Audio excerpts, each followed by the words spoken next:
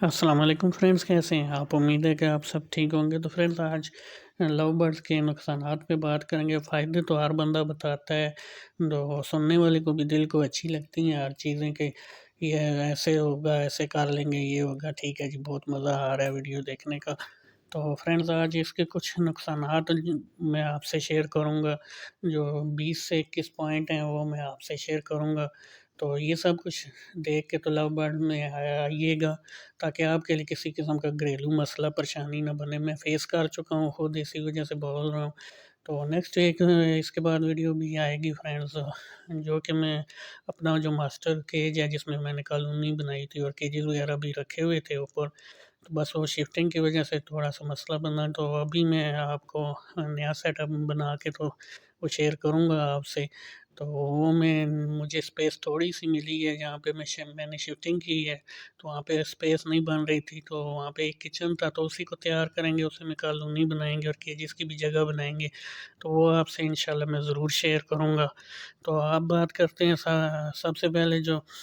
ایک number point ہے لو bird کے نقصانات کا۔ لو برڈ جو ہے سب سے پہلے سٹارٹ یہاں سے ہی کرتے ہیں کہ لو برڈ آپ اگر رکھیں گے تو آپ کو ایک سے زیادہ رکھنے پڑیں گے،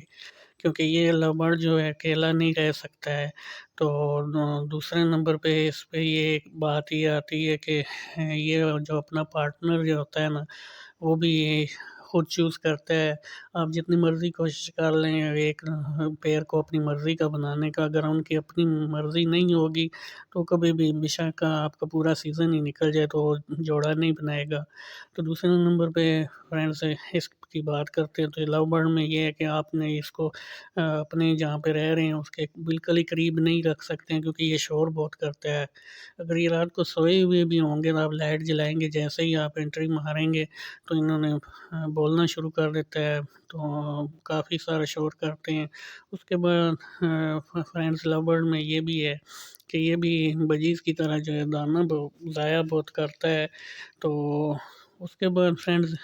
اس سے لو برڈ میں ایک یہ بھی ہے، جب اس کے چکس آتے ہیں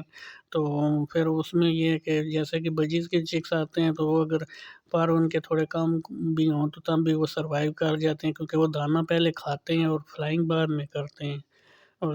جب کہ لو برڈ نے یہ مسئلہ آتا ہے کہ یہ فلائنگ پہلے کر لیتا ہے، مٹکیوں سے نکلنا شروع کر دیتا ہے یا باکسز وغیرہ میں سے،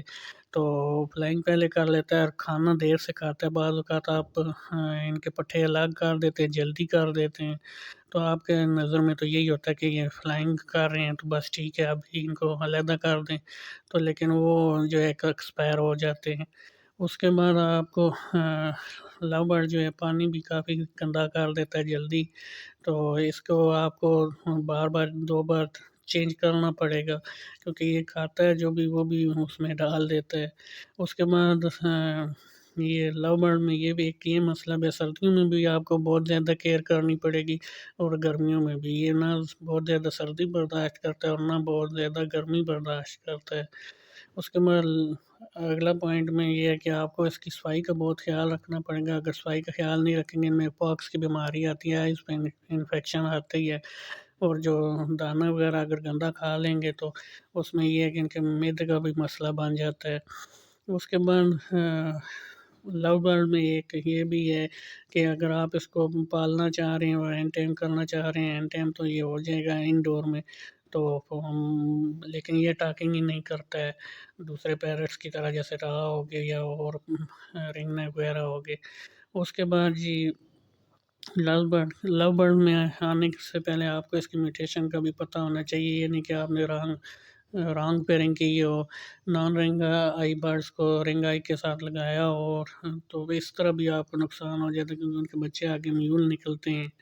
تو اس کے بعد فرینڈز آپ کو اس کو سیل کرنے کا بھی پتہ ہو کہ آپ نے اس کو کیسے سیل کرنا ہے۔ اگر شاپس میں دیں گے تو وہ تو آپ کو نہ ہونے والی پرائس ہی آپ کو پے کریں گے۔ تو اس سے بعد اگلا یہ ہے کہ اس کی ٹمپریچر کا آپ کو بہت زیادہ خیال رکھنا پڑتا ہے، کیونکہ ٹمپریچر پہ نظر نہیں رکھیں گے نہ ہی آپ بریڈ لے سکیں گے اور نہ ہی یہ آپ کے پاس لو برڈ سروائیو کرے گا۔ اس کے بعد جی لو برڈ کے رویے کو آپ کو سمجھنا پڑے گا، کیونکہ آپ اس کے بیہیویئر کو سمجھیں گے تو آپ کو پتہ چلے گا اس کو کیا مسئلہ ہو رہا ہے، کیوں بیٹھا ہوا ہے، پھولا ہوا بیٹھا ہے، یا کوئی کسی طرح نزلہ زکام میں یا کسی اور بیماری میں ہے۔ اور اس کے اگلا پوائنٹ یہ ہے فرینڈس، لو برڈ کی بریڈ جو ہے وہ دوسرے پرندوں کی نسبت کم آتی ہے، ایگز بہت زیادہ دے دیتے ہیں، 6 6 7 7 8 8 بھی ایگز دیتے ہیں، لیکن جو بچے پالتے ہیں وہ زیادہ تر ان کی سروائیول جو ہے وہ 3 سے 4 چکس ہی ہوتی ہے۔ تو اس کے بعد اگلا یہ پوائنٹ آپ ذہن میں رکھیں کہ لو برڈ کے لیے لکڑی کی کالونی ٹھیک نہیں رہتی، ایک آدھ سیزن کے لیے آپ نے لگانی ہے تو وہ چل جاتا ہے، اور جب تک وہ کاٹیں گے اس کو تو وہ کام چل جاتا ہے، آپ ایک آدھ سیزن اس سے لے سکتے ہیں، لیکن پراپر جب مستقل کام کرنا ہے تو پھر یہ لکڑی کی کالونی آپ کے کام نہیں آئے گی۔ اور اس کے بعد فرینڈز آپ نے اس کی بیماریوں کے بارے میں آپ کو تھوڑا بہت لازمی پتہ ہونا چاہیے، تو پھر ہی آپ لو برڈ میں آئیں تاکہ آپ اس کو میڈیسن وغیرہ ٹائم سے دے سکیں، نہیں تو بعد میں اس کو کنٹرول کرنا بڑا مشکل ہو جاتا ہے۔ اور اس کے بعد فرینڈز اس میں آپ کو یہ ہے کہ صبر اور برداشت کی بھی بہت ضرورت ہوتی ہے، تاکہ پرندے جب آپ سیل کرنے لگتے ہیں تو اگر آپ کو اپنے ریٹوں پہ بیچنے ہیں تو پھر آپ کو اس میں صبر اور برداشت کرنی پڑتی ہے، اسی طرح بریڈنگ میں بھی اور پیئرنگ میں بھی بہت زیادہ صبر کرنا پڑتا ہے، جلد بازی والے بندے یہ کام نہیں کر سکتے ہیں۔ اس کے بعد فرینڈس کچھ ان میں یہ بھی پرابلم آ جاتی ہے، کچھ پیر ایسے بھی نکل آتے ہیں جو انڈوں پہ نہیں بیٹھتے۔ اس کے بعد فرینڈس کچھ پیر ایسے بھی نکل آتے ہیں جو انڈوں سے بچے تو ایچ کر دیتے ہیں، لیکن جو ہے چکس جو ہیں وہ نہیں پالتے ہیں، اس کے لیے آپ کو پوسٹر پیر بھی ساتھ ضرور رکھنے پڑیں گے، تو پھر آپ کا یہ مسئلہ حل ہوگا۔ تو سب سے بعد میں یہ ہے کہ فرینڈس لو برڈ میں آپ کے پاس دانے اور سافٹ فوڈ ملٹی وٹامن وغیرہ کے لیے پراپر جو ہے اماؤنٹ ہونی چاہیے۔ عام طور پہ لوگ کیج لے آتے ہیں اور یہ برڈ وغیرہ لے آتے ہیں، لیکن بعد میں یہ ہے کہ ان سے دانہ ہی نہیں پورا آتا، نہ ہی ان کو جب سیزن ہوتا ہے تو کھلانے پلانے کے لیے کچھ ہوتا ہی نہیں ہے، جس وجہ سے بھی آپ کا سیزن برباد ہو جاتا ہے۔ تو فرینڈز آج کے لیے یہی 20 21 پوائنٹ تھے، میں نے کہا آپ سے شیئر کر دوں۔ تو ملتے ہیں پھر اپنی کسی نیکسٹ ویڈیو میں، دعاؤں میں یاد رکھیے گا۔ اللہ حافظ۔